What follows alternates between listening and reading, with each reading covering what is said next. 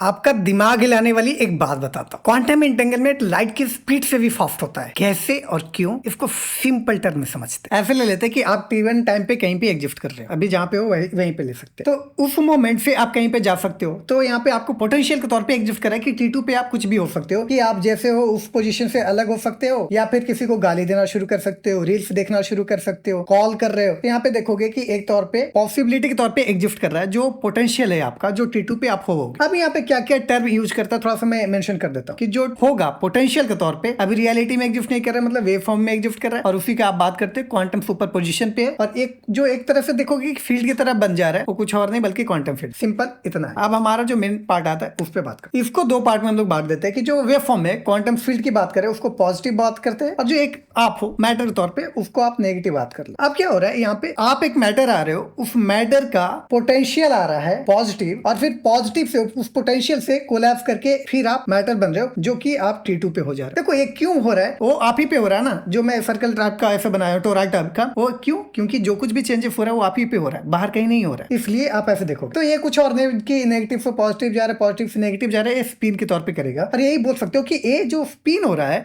वो लाइट की स्पीड से हो रहा है, कि नेगेटिव से पॉजिटिव जा रहा है, फिर पॉजिटिव से नेगेटिव आ रहा है, वो लाइट की स्पीड से हो रहा है। अब यहाँ पे देखो कि इसका जो मैं एक स्पीड बात कर दे रहा हूँ कि लाइट की स्पीड से, बट जैसे ही मैटर आ रहा है आपका जो पोटेंशियल आ जा रहा है उसी मोमेंट पे, और आपका पोटेंशियल, हर क्रिएशन का जो पोटेंशियल है वो आपस में कनेक्ट हो जाता है, उसी मोमेंट पे कनेक्ट हो रहा है। जैसे पोटेंशियल आया और वही कनेक्ट हो गया एक साथ। यहाँ पे देख पा रहे हो कि जैसे ही मैटर आ रहा है उसका जो पोटेंशियल आ गया है, तो एक ही साथ में सबका कनेक्टेड है। यही क्वांटम एंटेंगलमेंट है। तो देखो कि सबका पोटेंशियल जो कनेक्ट हुआ है उसके बाद ही तो वेवफॉर्म कोलैप्स करके एक रियलिटी बनेगा, तभी तो ये पॉजिटिव से एक रियलिटी बन जाएगा। और आप T2 की बात करोगे, T3 की बात करोगे, एक टाइम चेंज होते जा रहा है। तो यहाँ पे आप सिंपली तौर पे ऐसे देख सकते हो कि क्वांटम एंटेंगलमेंट फास्ट हो रहा है लाइट के स्पीड से, तभी आप बोल सकते हो कि वेवफॉर्म कोलैप्स कर रहा है। नहीं तो क्या होगा कि अगर जो फ्लो होता साथ में होता तो वेवफॉर्म लेट से कोलैप्स करता। तो यहाँ पे ऐसा हो जाता। तो ये कैसे लाइट की स्पीड से फास्ट हो रहा है। बट आपका एक सवाल जो होगा कि फिर कितना हो रहा है, तो आप नहीं बता सकते। क्यों? क्योंकि जैसे ही आप